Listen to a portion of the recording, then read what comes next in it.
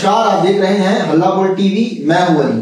कल रात नीतीश कुमार दिल्ली से बिहार लौटे और लौटने के फौरन बाद आज सुबह मंत्री विजय चौधरी, मंत्री अशोक चौधरी और प्रधान सचिव दीपक कुमार से उनके घर जाकर मुलाकात की। आखिर जब भी कोई बड़ा फैसला लेना होता है तो नीतीश कुमार इनसे ही क्यों मिलते हैं, इस बारे में विस्तार से जानकारी देंगे हल्ला बोल टीवी के संपादक दीपक शर्मा। इसलिए मिलते हैं क्योंकि जिस पर भरोसा होता है उससे बड़े फैसलों से पहले राय ली जाती है। और ललन सिंह तो उनके साथ थे जब वो वहां गए थे। तो जो बड़े फैसले लेते हैं नीतीश कुमार, उसमें ललन सिंह, विजय चौधरी, अशोक चौधरी, प्रधान सचिव दीपक कुमार, ये जो उनके करीबी हैं उनसे राय जरूर लेते हैं। अभी देखिए, एक बड़ा फैसला फिर उनको लेना है और वो फैसला लेना है प्रधानमंत्री नरेंद्र मोदी और अमित शाह के रिक्वेस्ट पर, अनुरोध पर। और वो फैसला है निशांत कुमार, अपने बेटे निशांत कुमार को पार्टी की कमान सौंपने का।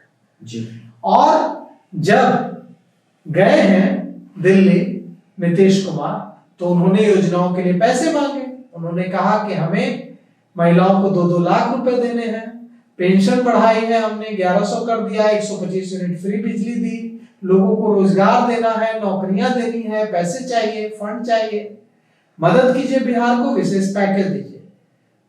उनकी बातों को प्रधानमंत्री नरेंद्र मोदी और अमित शाह ने सुना और उन्हें आश्वासन भी दिया कि केंद्र सरकार पूरा सहयोग करेगी। साथ में ललन सिंह भी थे, नीतीश कुमार के बेहद करीबी और सम्राट चौधरी भी थे। अब वहां से लौट कर आ गए हैं। खबर है कि प्रधानमंत्री नरेंद्र मोदी और अमित शाह दोनों ने कहा है कि आप निशांत कुमार को आगे लाएंगे। अब वक्त आ गया है। हिजाब विवाद में जिस तरह से अनावश्यक एक विवाद बिना मतलब का खड़ा हुआ, उससे हर किसी को अब यह चिंता सता रही है कि नीतीश कुमार हल्के फुल्के अंदाज में जो छोटी चीजें करते हैं उसके मायने कितने बड़े हो जा रहे हैं और उस पर कितना बड़ा विवाद खड़ा हो जा रहा है। इसके बाद अब इस पर विचार विमर्श शुरू हो गया है कि उनका विकल्प अब तैयार करना होगा और उनका विकल्प जदयू से ही होगा। अब उनका विकल्प जदयू में कौन होगा? तो 2 नंबर के नेता तो बहुत हैं, लेकिन उन 2 नंबर के नेता में कोई ऐसे नहीं है जो नीतीश कुमार को रिप्लेस कर सके। ललन सिंह है तो उनका एक क्षेत्र और एक जाति विशेष में प्रभाव है, वो बिहार नेता है। विजय चौधरी है, एक क्षेत्र और जाति विशेष में प्रभाव है, वो बिहार नेता है। और दूसरे जो हैं संजय झा हैं, तो वो पैन बिहार, उनकी कोई वैसी पकड़ नहीं है, राज्यसभा सांसद है।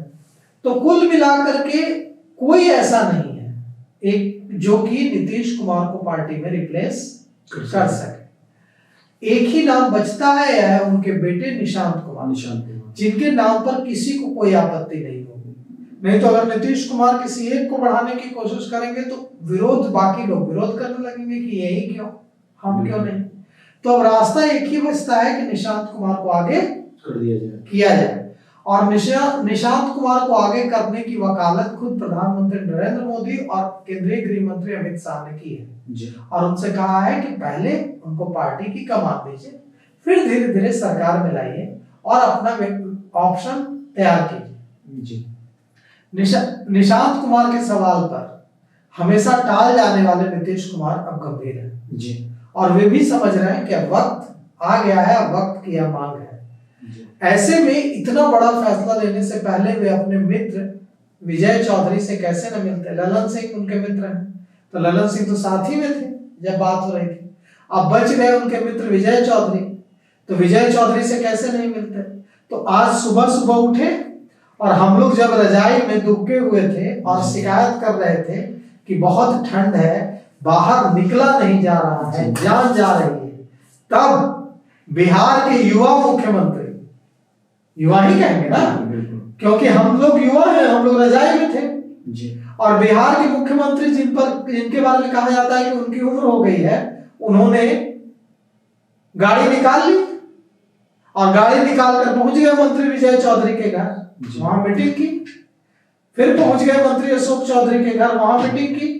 और फिर पहुंच गए अपने प्रधान सचिव दीपक कुमार के घर और वहां मीटिंग की जी। मतलब जब तक हम लोग घर से निकले तब तक बिहार के मुख्यमंत्री इस कड़कड़ाती कपकपाती ठंड में, शिमला से भी ठंडा हो रहे हैं हम लोग बिहार। गया में तो आज टेम्परेचर जो था वो 4 डिग्री सेल्सियस, 4 डिग्री शिमला बन गया, शिमला बन गया। तो इस कपकपाती ठंड में जब युवा, सोकॉल्ड युवा, तथाकथित युवा कंबल और रजाई में दुबके हुए हैं, तब बिहार के मुख्यमंत्री जिनकी सेहत पर सवाल उठाया जाता है, वे गाड़ी निकालकर पटना की सड़कों पर घूम रहे हैं। जी। तो नीतीश कुमार के डिटर्मिनेशन, बिहार को आगे ले जाने के उनके कमिटमेंट पर कोई सवाल नहीं है, लेकिन यह तो सच है कि हर व्यक्ति का एक समय होता है और हर व्यक्ति की उम्र उसको इशारा करती है कि अब आपको अपना बैटल पास कर देना चाहिए, पास द बैटल। तो बैटल पास करने का, उत्तराधिकार पास करने का वक्त लगता है नीतीश कुमार के लिए भी आ गया है और निशांत कुमार इसके लिए कहा जा रहा है कि तैयार हो गए हैं, सहमति दे दी उन्होंने। अब उनकी ताजपोशी कौन करेंगे? उनकी ताजपोशी ललन सिंह करेंगे, नीतीश कुमार थोड़े ही करेंगे। उनकी ताजपोशी विजय चौधरी करेंगे, उनकी ताजपोशी अशोक चौधरी करेंगे, उनकी ताजपोशी जो ब्यूरोक्रेसी की, पूरे बिहार की ब्यूरोक्रेसी पर पकड़ रखने वाले प्रधान सचिव मुख्यमंत्री के दीपक कुमार करेंगे। जी। यही निशांत कुमार को स्थापित करने में भूमिका निभाएंगे ना, यही चारों लोग। जनता दल यूनाइटेड के कार्यकारी अध्यक्ष संजय झा करेंगे। तो ऐसे में अब निशांत कुमार बहुत जल्द, कहा जा रहा है कि बंगाल चुनाव से पहले पार्टी की कमान अपने हाथ में लेंगे। जी। मतलब वे जनता दल यूनाइटेड सरकार में सीधे शामिल नहीं होंगे, पार्टी की कमान अपने हाथ में लेंगे और पार्टी की विरासत उनको सौंपी जाएगी, पार्टी चलाने का जिम्मा उनको दिया जाएगा। मुख्यमंत्री नीतीश कुमार मुख्यमंत्री बने रहेंगे। यही बात सामने आ रही है। और विजय आपने जो शुरुआत की थी कि विजय चौधरी से मिलने क्यों जाते हैं हर बड़ा फैसला लेने से पहले, अशोक चौधरी से मिलने क्यों जाते हैं, दीपक कुमार से मिलने क्यों जाते हैं, ललन सिंह से मिलने क्यों जाते हैं? तो ये जो 4 लोगों के नाम आप जो ले रहे हैं, ललन सिंह, विजय चौधरी, अशोक चौधरी और दीपक कुमार, ये चारों ट्रस्टेड हैं नीतीश कुमार के और इन चारों पर सलाह मशवरा के लिए भरोसा करते हैं नीतीश कुमार। इसीलिए कोई बड़ा फैसला लेने से पहले सुबह उठकर इन चारों के घर चले जाते हैं। इस बार ललन सिंह के घर इसलिए नहीं गए क्योंकि ललन सिंह के साथ तो लौटे ही थे दिल्ली से। तो ललन सिंह के घर क्यों जाते? अगर ललन सिंह को साथ नहीं ले गए होते मुख्यमंत्री नीतीश कुमार, तो सुबह उठकर ललन सिंह के घर में जाते। तो यह वजह यही है, बिहार की राजनीति में बड़ा होने जा रहा है। बड़ा यह होने जा रहा है कि अब निशांत कुमार जनता दल यूनाइटेड की कमान संभालने जा रहे हैं और कहा जा रहा है कि निशांत कुमार ने भी हमेशा इसको लेकर नानुपुर करने वाले निशांत कुमार ने भी इसे लेकर सहमति दे दी। तो सुना आपने किस तरह से नीतीश कुमार के बेटे निशांत कुमार की एंट्री राजनीति में होने जा रही है। इस पूरे मामले को लेकर जब से नीतीश कुमार दिल्ली से आए हैं और उनके बाद से जो मशवरे वो अपने मंत्रियों से ले रहे हैं, ये इसी तरफ इशारा कर रहा है। आपकी क्या राय है? अपनी राय कमेंट्स बॉक्स में जरूर दें। तो फिलहाल इस पेशकश में इतना ही है कि खबरों के लिए बने रहे हल्ला बोल टीवी के साथ। धन्यवाद।